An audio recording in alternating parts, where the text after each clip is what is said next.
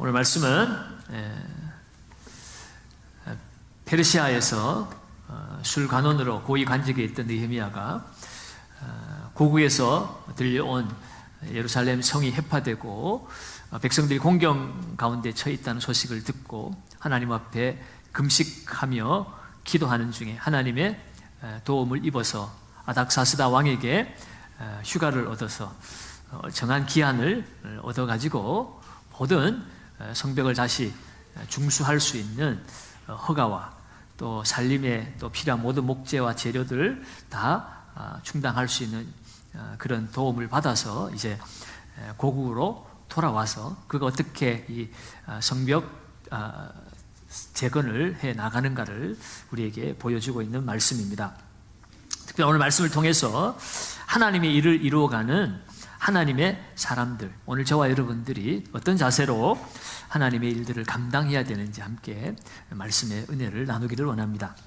첫째로 하나님이 맡기신 귀한 일들을 하기 위해서는 먼저 하나님의 뜻을 살펴야 합니다. 오늘 본문 11절에 보면 내가 예루살렘에 이르러 머무른 지 사흘 만에 라고 기록하고 있습니다. 이 느헤미야는 그 먼 길을 와서 사흘 동안 무엇을 했을까요? 그가 도착해서 사람들을 만나서 내가 이런 목적을 가지고 내가 여기에 왔다. 그리고 여기에 있는 지도자들이 다 모이시오. 그러니 나를 좀 도와주시오라고 사람들을 만나고 사람들을 설득한 것이 아니었습니다. 그는 와서 아무 사람도 만나지 않았습니다.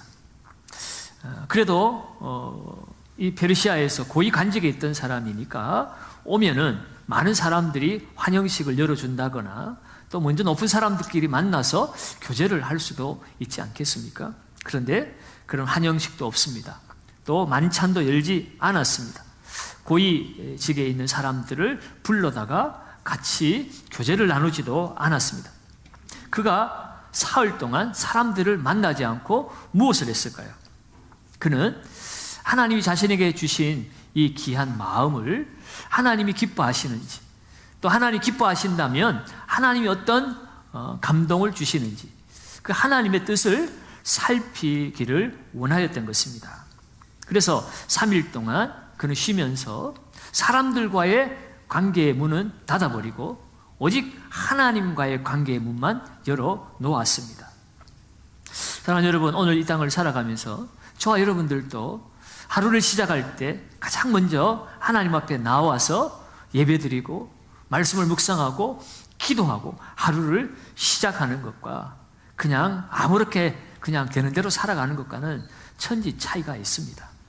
먼저 오늘 하루도 나에게 생명을 주신 그 하나님 앞에 내가 어떻게 살아야 하는지, 무엇을 위해 살아야 되는지, 오늘 내가 하는 그 일들과 또 모든 행사 속에서 내가 만나는 고난과 어려움이나 시험을 만난다 할지라도 내가 세상을 돌아보지 않고 사람을 의지하지 않고 하나님 주신 지혜와 힘으로 내가 오늘 하루를 살아내겠습니다.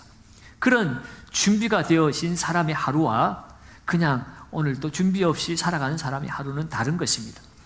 일주일 시작할 때도 일주일의 첫날은 주일입니다. 일주일의 첫날 주님 앞에 먼저 나와서 하나님 앞에 예배하고 말씀을 묵상하고 기도하고 한 주를 시작하는 것이 얼마나 중요합니까? 여러분, 하나님 앞에 예배드리고 오늘 그 말씀을 받은 은혜를, 그 감동을 가지고 한 주간도 승리하는 삶을 살리라 하는 그런 기대되는 마음으로 이스라엘 백성들이 가나안 땅을 정복할 때 정탐하고 돌아와서 뭐라고 그랬습니까? 저들은 우리의 밥이다. 하나님이 주셨으니 우리는 능히 취할 수 있다라고 하나님과 먼저 교제하는 사람이 똑같은 세상이지만 어떤 사람은 이 세상에서 나는 저들의 메뚜기와 같다. 저들에게 나아가서 우리는 밟혀 죽을 것이다. 통곡하고 그 한 주간을 두려움 가운데 노심초사 쩔쩔매며 한 주간을 겨우 살아내는 사람과 하나님 앞에 나와서 기도하고 말씀 듣고 하나님이 살아계시고 하나님 나를 사랑하셔서 나를 이 땅에 보내어주셨고 하나님이 나와 함께 하시면 나는 능히 이 세상을 이기리라 라는 그 믿음을 가지고 한 주간을 시작하는 사람은 전혀 다른 차원의 삶을 살아가게 되는 것입니다. 오늘 느헤미야도 위대한 꿈을 가지고 계획을 가지고 이 고국 땅으로 돌아왔지만 그는 먼저 사람을 찾지 않았습니다. 사람의 도움을 구하지 않았습니다. 오직 하나님의 도움을 구하고 하나님의 지혜와 능력을 가지고 그가 하나님의 일을 감당하고자 했습니다. 여기 이사야 40장 30절과 31절 우리가 잘 아는 말씀이죠. 소년이라도 피곤하고 곤비하며 장정이라도 넘어지며 쓰러지되 오직 여호와를 앙망하는 자는 새 힘을 얻으리니 그랬습니다. 소년도 장정도 결국 인간은 한계에 부딪혀서 우리는 넘어지고 쓰러지고 우리는 우리의 힘으로 감당할 수 없는 한계에 부딪히게 되어 있습니다. 그러나 하나님을 앙망하는 자, 하나님을 사모하듯 바라보며 하나님을 소망하며 하나님이 내 삶의 주인이 되고 내 삶의 목적이 되어져 가는 사람들에게는 하나님이 함께 하심으로 지치지 않을 수 있다는 거예요. 하나님이 하나님의 새 힘을 더하여 주시기 때문에 피곤하지 않고 넘어지지 않고 오히려 독수리 날개치며 창공을 갈아오르는 것 같은 그런 새 힘과 새 능력이 하나님의 그 백성들에게 주어짐을 믿습니다. 여러분, 하나님은 전지전능하신 하나님이십니다. 모르는 것이 없으시고 못하실 것이 없으신 하나님이십니다. 그 하나님이 우리를 향하여 너는 내 아들이라 내 딸이라 못해서 내가 너를 조성하였고 내가 너를 지명하여 불렀나니 너는 내 것이라 라고 말씀하고 있어요. 네가 물 가운데 다닐지라도 물이 너를 침몰하지 못하게 할 것이고 네가 불 가운데 다닐지라도 불이 너를 사르지 못하게 할 것이라. 대저 나는 여호와 하나님이라. 하나님이 나의 아버지이시기 때문에 그분이 나를 지명하여 불러주셨고 그분이 나를 만드셔서 이 땅에 보내어주셨다는 이 분명한 확신을 가지고 살아가는 사람들은 이 세상에 그 어떤 일을 만나도 능히 이길 수가 있습니다. 때로 쓰러지고 넘어질 수 있지만 하나님의 능력의 손이 붙들어 일으켜 주시는 줄 믿습니다. 그리고 그 하나님을 의지하고 바라보고 그 하나님과 교통하기 시작할 때에 하나님의 마음이 우리 안에 깨달아지는 것이에요. 하나님이 우리의 마음을 감동시켜 주시는 것입니다. 오늘 이 느헤미야가 세상의 권력자들이나 유력한 사람들을 찾지 않고 머리 좋은 사람들 만나서 인간적인 계획을 세우기 전에 먼저 하나님의 뜻을 살폈더니 하나님께서 교통하는 가운데 그에게 하나님의 감동이 임했다는 것입니다. 12절 상반절을 한번 봅니다. 12절 상반절을 읽습니다. 내 하나님께서 예루살렘을 위해 무엇을 할 것인지 내 마음에 주신 것을 내가 아무에게도 말하지 아니하고. 그가 3일 동안 하나님께 그 마음의 문을 열어놓고 교통하고 기도하는 가운데 하나님께서 그 마음에 감동을 주신 것이에요. 예루살렘을 위해서 무엇을 할 것인지 그 마음에 하나님이 역사하셨다는 것입니다. 그것을 그가 아무에게도 말하지 않았다고 말하고 있어요. 느헤미야는 하나님과의 교통과 교제 속에서 하나님 주신 마음 때문에 확신이 생겼습니다. 오면서 얼마나 많은 근심, 염려, 두려움이 있었겠어요. 다른 사람들은 뭐 할 줄 몰라서 이 성벽 재건이 중단되었을까요? 수많은 환난, 방해, 공작, 핍박, 여러 어려움들이 있어서 다 포기하고 오랫동안 해파되어서 방치되어 있는 이곳에 느헤미야라고 한들 그것이 쉽게 잘 이루어지겠습니까? 그런 수많은 고민과 문제의식을 가지고 그가 왔지만 그러나 하나님과 교통하고 교제하는 가운데 확신이 생겼습니다. 된다, 할 수 있다. 하나님이 한다면 가나안을 정복할 수 있다고 외쳤던 여호수아와 갈렙처럼 오늘 느헤미야도 하나님께 시선을 맞추고 하나님과 교제하니 하나님 주시는 확신과 감동이 온 것입니다. 여러분, 하나님은 지금도 우리에게 감동을 주시는 분이세요. 빌립보서 2장 13절에 너희 안에 행하시는 이는 하나님이시니 자기의 기쁘신 뜻을 위하여 너희 안에 소원을 두고 행하게 하신다고 그랬어요. 여러분, 내가 계획하고 뜻하는 것이 내 야망인지 아니면 하나님이 주신 소원인지 우리가 어떻게 알 수 있어요? 하나님과 교통하는 자는 알 수 있다는 거예요. 하나님과 교제가 단절되어진 사람은 결국 인간적인 생각은 인간적인 야망밖에 나오지 않아요. 그러나 하나님과 끊임없는 교제와 그 소통의 창이 열린 사람은 내 생각이 아니라, 내 야망이 아니라 하나님이 나를 통해 이루시는 꿈이 생겨나는 겁니다. 소원이 생겨나는 거예요. 그러면 여러분, 오늘 우리는 이 땅을 살아가면서 우리가 아무리 능력이 있고 지혜로울지라도, 또 아무리 선한 일을 우리가 한다 할지라도 하나님의 절대적인 도움이 없이는 우리는 인생을 성공적으로 이끌어갈 수 없음을 알아야 합니다.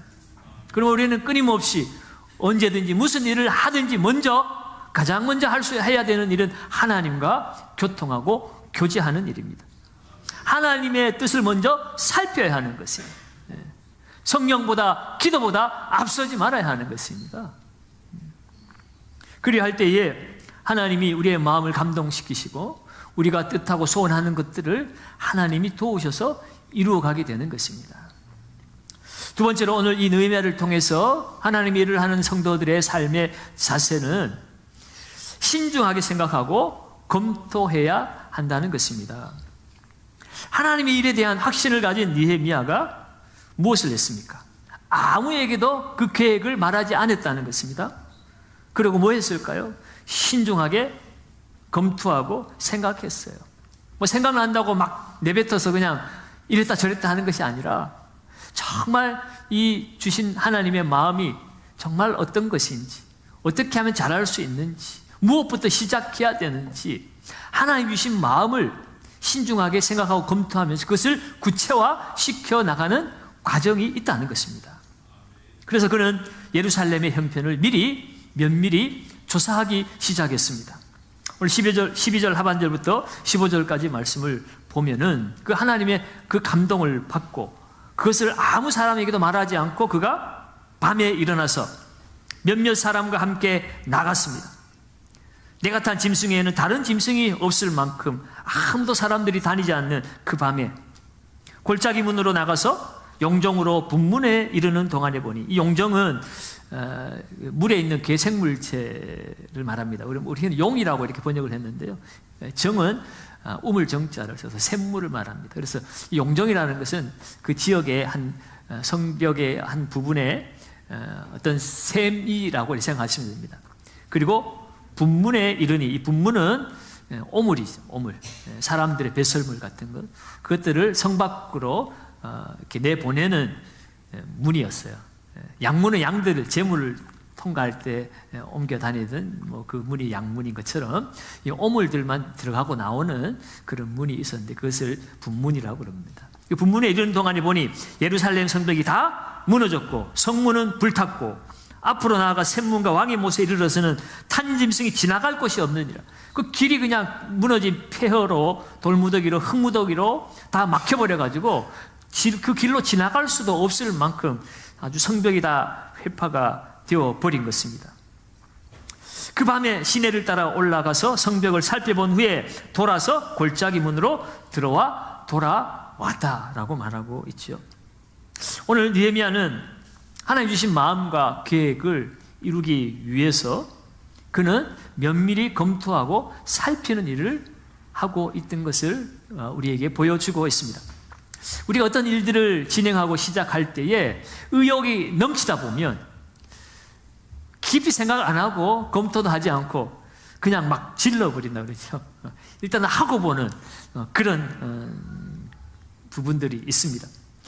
여러분, 그렇게 신중하게 생각하지 않고 검토하지 않고 그냥 충동적으로 일을 시작하면 결국 그것이 실패로 돌아갈 확률이 높습니다. 그러므로 우리는 하나님 주신 마음일지라도 그 일을 이루기 위해서, 야, 하나님 주신 마음이니까 이건 무조건 돼, 그냥 하면 되지. 물론 하면 되기야 되겠죠. 그러나 면밀한 검토와 이런 준비가 없으면 되긴 될지라도 그 길이 돌아가서 한참 오래 걸릴 수도 있고 또 더 많이 힘들게 일이 이루어질 수도 있다는 겁니다.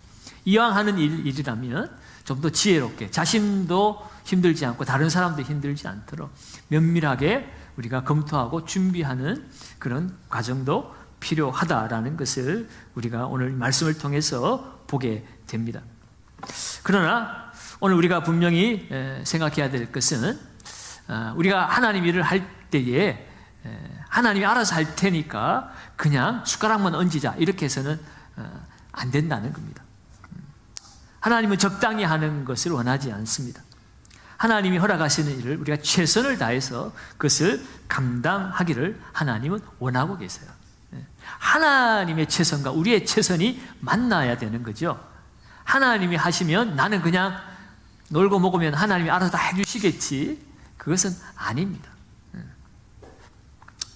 우리가 최선을 다할 때에 하나님은 또한 더 면밀하게 또 더 확고하게 우리의 일들을 친히 이루어 가신다는 사실을 우리가 기억해야 합니다.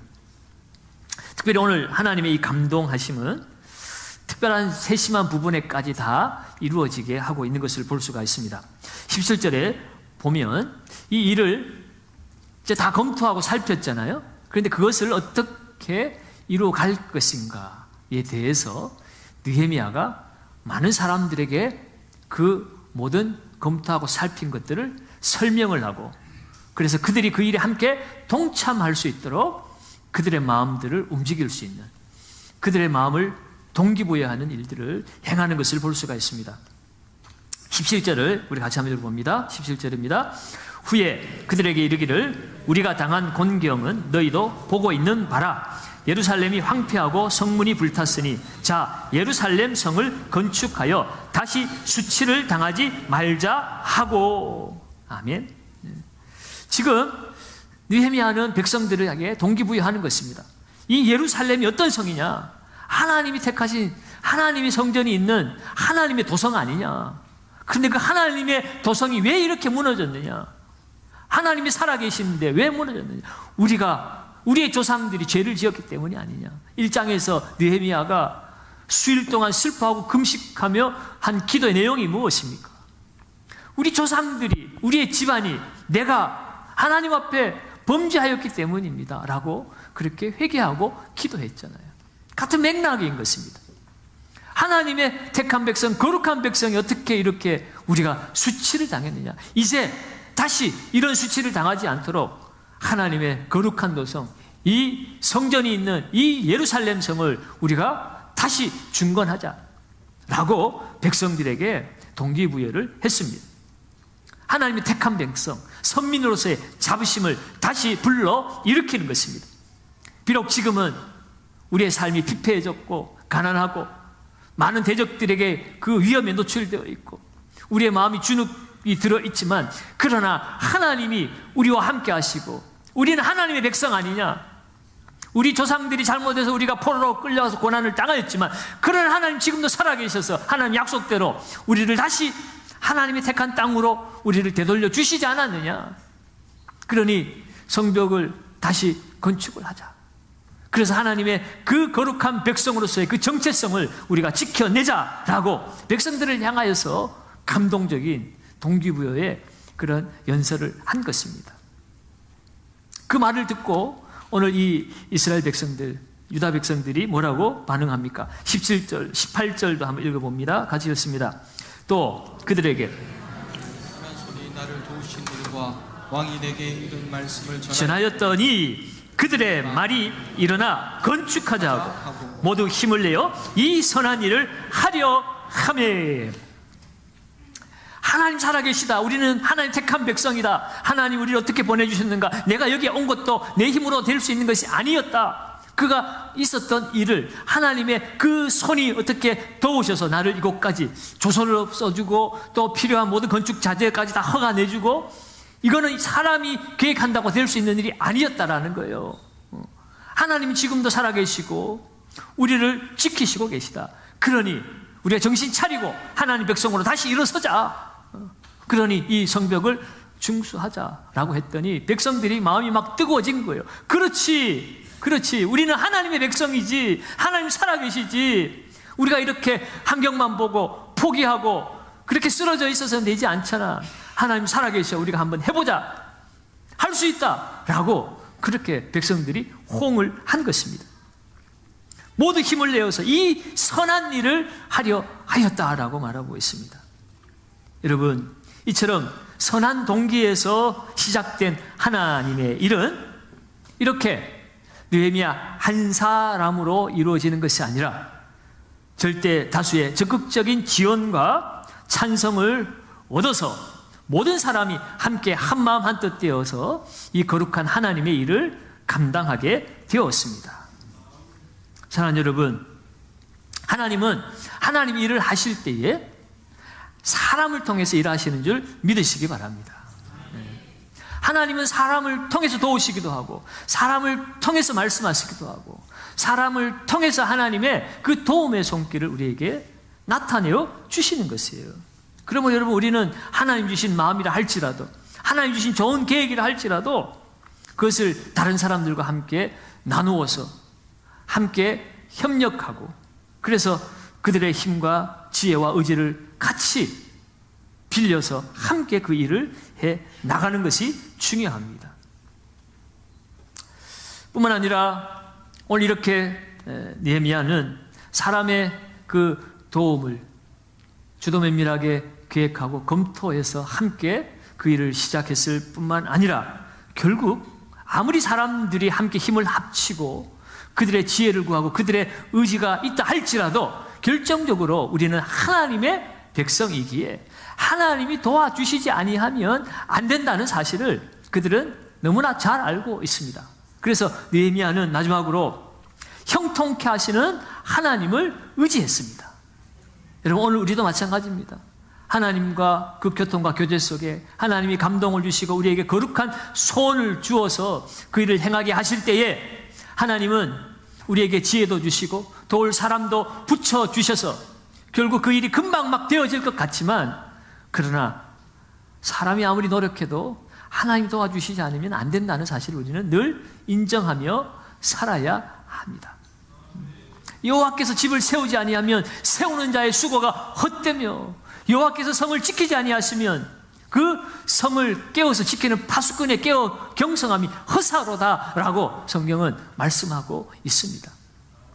이를 지어 성취하시는 분은 하나님이신 줄로 믿습니다. 여러분, 오늘 하나님이 감동도 주셨어요. 계획도 주셨습니다. 도울 사람들의 지지와 그들의 협력도 얻어냈습니다. 그렇다면 일이 다 끝날까요? 아닙니다. 여전히 방해 요소들이 있었어요. 우리가 일전하지만 10절에 보면 이 느헤미야가 그 페르시아의 고위 간직에 있던 사람이 이 가나안으로, 이 이스라엘 땅으로 다시 온다는 소식을 듣고 두려워했던 사람들이 있죠. 그 지역의 호론 사람 산발랏과 종되었던 암몬 사람 도비야, 그리고 아라비아 사람 게셈이 예루살렘에 느헤미야가 온다는 소식을 듣고 두려워했다고 그랬어요. 위협을 느꼈다는 거죠. 그 사람들이 오늘 이 느헤미야가 와서 백성들과 함께 다시 이 예루살렘 성을 중건하려고 하자 그들이 방해를 또 시작합니다. 19절 말씀을 읽습니다. 19절입니다. 호론 사람 산발랏과 종이었던 암몬 사람 도비야와 아라비아 사람 게셈이 이 말을 듣고 우리를 업신여기고 우리를 비웃어 이르되 너희가 하는 일이 무엇이냐? 너희가 왕을 배반하고자 하느냐 하기로. 아멘. 이들이 지금 예루살렘 성벽이 중건되어지면 자기들의 어떤 그런 권세, 능력 이런 것들이 그들에게 이 이스라엘 백성들, 유대인들에게 빼앗겨버릴까 봐 어찌하든지 이 성벽을 중수하지 못하도록 방해를 하고 있습니다. 그래서 뭐라고 꾸며냅니까? 그들을 업신여겨 비웃으면서 너희가 하는 일이 뭐냐? 너희들이 성벽 재건해가지고 반역을 일으키려고 하는 것 아니냐라고 그렇게 모함을 하는 것입니다. 악한 자들의 눈에는 하나님의 그 지혜와 선한 일이 미련하게 보일 뿐입니다. 그리고 그들은 그 하나님의 선한 일을 하는 자들을 멸시하고 또 비난하고 미워합니다. 그 배후에 역사하는 것은 결국 하나님의 백성들을 멸망시키려고 하는 사탄 마귀가 배후에 존재하는 겁니다. 사단을 할 수만 있으면 믿는 자들을 넘어뜨리려고 합니다. 여러분, 오늘 이 땅을 살아가지만 오늘 우리의 싸움은 혈과 육을 상대하는 것이 아니라고 성경 말씀 우리에게 이야기하고 있죠. 에베소 6장에서.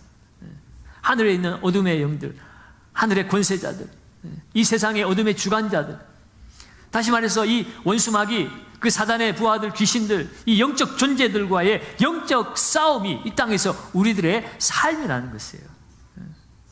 우리는 보이진 않지만 지금도 영적 싸움 가운데 우리는 직면해 있습니다. 원수마귀는 광명한 천사의 얼굴로 나타나서 우리를 여러 가지 미혹과 시험 가운데 빠뜨리고 죄짓게 만들고 믿음에서 떨어지게 만드는 그런 원수마귀의 고난과 핍박과 환난과 시험이 오늘 이 땅을 살아가는 성도들에게 늘 직면되어져 있다는 겁니다. 하나님 주신 마음이 있고 선한 일을 행하고자 하는 때에 더욱 원수마귀는 역사하는 거예요, 여러분. 우리가 하나님을 외면하고 선한 마음을 품지 않고 세상의 악한 일을 품고 살아가면 원수마귀는 옳거니 내 편이구나, 그냥 잘해봐, 열심히 해봐, 뒤에서 격려하고 박수치지요. 우리가 하나님의 마음으로 선한 일을 하고자 할 때 원수마귀가 두 눈을 부릅뜨고 어디 약점이 없는지, 어디 무너뜨릴 데가 없는지 늘 우리를 도사리고 우리를 넘어지게 만드는 것이 원수마귀가 하는 일이라는 겁니다. 그러나 여러분, 오늘 우리가 이 땅 가운데 선한 일을 도모하다가 어려움을 만난다 할지라도 낙심하지 마시기 바랍니다. 우리 주님 말씀하셨어요. 제자들에게 너희가 세상에서 환난을 당하나 담대하라, 내가 세상을 이기었노라 하시니라. 예수 믿는 자가 이 세상에서 환난을 당하는 것은 당연하다는 거예요. 이 세상에 아직도 원수마귀가 살아서 역사하고 있기 때문에 집행유예 받아가지고 이미 심판은 십자가에서 이루어졌으나 주님의 재림의 마지막 최종 심판 때까지 그 집행을 유예해놨기 때문에 마지막까지 발악을 하고 있는 것입니다. 그러나 주님은 우리를 고아처럼 버려두지 아니하시고 성령을 통하여 지금도 우리 안에 역사하고 계세요. 지금도 졸지 않고 주저앉지 아니하시고 우리의 보혜사가 되어주셔서 우리를 지키시고 보호하시고 인도하십니다. 그렇기 때문에 환난은 만나지만, 시험을 만나지만, 시험을 만나도 오히려 기쁘게 여기라. 주님이 함께 하시니까 감당케 하실 것이고, 감당하지 못할 때는 피할 길도 열어주실 것이고, 감당케 하실 때는 그 모든 것을 다 합력하여 선을 이루어 가시는 하나님의 계획이 있으니까. 그런 우리가 두려움 앞에서 염려하고 근심하고 두려워할 것이 없다는 것입니다. 사도 바울은 로마서 8장에서 뭐라고 그랬습니까? 그러나 이 모든 일에 우리가 넉넉히 이기느니라. 환난이나 위험이나 적신이나 칼이나 뭐 세상의 그 어떤 고난을 만난다 할지라도 주님이 살아계시기 때문에 우리는 이 모든 일을 넉넉히 이기는 사람들이라는 거예요. 로마서 8장 37절은 뭐라고 이야기합니까? 37절 이하에 보면 내가 38절은 이야기합니다. 내가 확신하노니 사망이나 생명이나 천사들이나 현재일이나 장래일이나 능력이나 높음이나 깊음이나 다른 어떤 피조물이라도 우리를 우리 주 예수 그리스도 예수 안에 있는 하나님의 사랑에서 끊을 수 없으리라. 세상의 어떤 그 고난, 심지어 그것이 사망이라고 할지라도, 내 삶에 갑작스러운 죽음의 사건이 다가온다 할지라도, 아니면 어떤 영적 존재가 내 앞에 나타난다 할지라도, 내 과거의 일, 내 현재의 일, 앞으로 나타날 미래의 일까지라도 그 어떤 것도, 세상에 존재하는 그 어떤 피조물도 나를 그리스도 안에서 사랑하신 그 하나님의 사랑에서 끊을 수 없다는 거예요. 승리의 확신이, 오늘 그리스도인의 승리의 확신은 한계가 없습니다.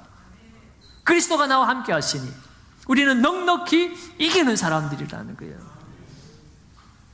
그러면 여러분, 오늘 성도들이, 의인들이 이 세상을 살아가는 동안, 주의 일을 하는 동안 환난과 어려움을 만나서 잠깐 동안 근심은 할 수 있습니다. 그러나 그 근심조차도 하나님은 우리로 믿음의 삶으로 점점 더 성숙하고 성장해 가도록 만들어 가시는 연단의 도구가 되어지는 거예요. 디모데후서 3장 12절에도 무릇 그리스도 예수 안에서 경건하게 살고자 하는 자는 박해를 받으리라. 예수 안에서 경건하게 살고자 하는 자가 이 세상에서 어려움 당한다는 거예요. 이 세상은 어둠입니다. 빛이 어둠 가운데 사는데 이 세상이 가만히 있겠습니까? 이 부패하고 썩어가는 세상에 우리는 소금으로 살아가야 되는데 이 세상이 우리를 가만두겠습니까? 내가 이 세상에서 편안하다는 것은 내가 빛이 아니라 어둠이 되었기 때문에 편안한 거예요. 이 세상이 썩어가고 냄새 나는데도 내가 거기에 편안하게 살아갈 수 있는 것은 나도 썩고 있다고 하세요. 나도 냄새 나는 인생이 되었다는 증거인 겁니다. 여러분, 오늘 이 세상을 살아가는 동안 우리의 삶에 그 어떤 박해가 있어도, 반대 세력이 나타난다 할지라도, 그러나 하나님의 일은 이루어져야 되는 줄 믿습니다. 하나님의 성벽은 세워져야 할 줄로 믿습니다. 하나님의 그 도성은 하나님의 섭리와 하나님의 도우심으로만 세워질 수가 있습니다. 오늘 이러한 방해에도 불구하고 오늘 느헤미야는 이렇게 외칩니다. 20절입니다. 20절을 우리가 한 목소리로 읽습니다. 내가 그들에게 대답하여 이르되 하늘의 하나님이 우리를 형통하게 하시리니 그의 종들인 우리가 일어나 건축하려니와 오직 너희에게는 예루살렘에서 아무 기업도 없고 권리도 없고 기억되는 바도 없다 하였느니라. 아멘. 아멘. 느헤미야와 이스라엘 백성들이 주눅들지 않습니다. 그들의 위협 앞에서도 그들은 하나님을 바라보고 있습니다. 너희들이 아무리 음모를 꾸미고 아무리 위협을 한다 할지라도 하늘의 하나님이 우리를 형통하게 하실 것이다. 형통이 무엇입니까? 시험과 고난과 억울한 일을 만나도 그것을 돌파해내게 하신다는 거예요. 건너가게 하신다는 것입니다. 극복하게 하신다는 것입니다. 문제가 없는 게 아니에요. 대적이 없는 게 아닙니다. 문제와 시험과 환난, 대적이 나타난다 할지라도 하나님께서 이기게 하신다. 형통하게 하신다는 것입니다. 그렇기 때문에 그의 종들인 우리가 일어나 건축할 것이다. 그러나 너희들은 이 예루살렘에 아무 기업도 없다. 권리도 없다. 기억하는 바 되는 것도 없을 것이다. 라고 당당하게 외치고 있지요.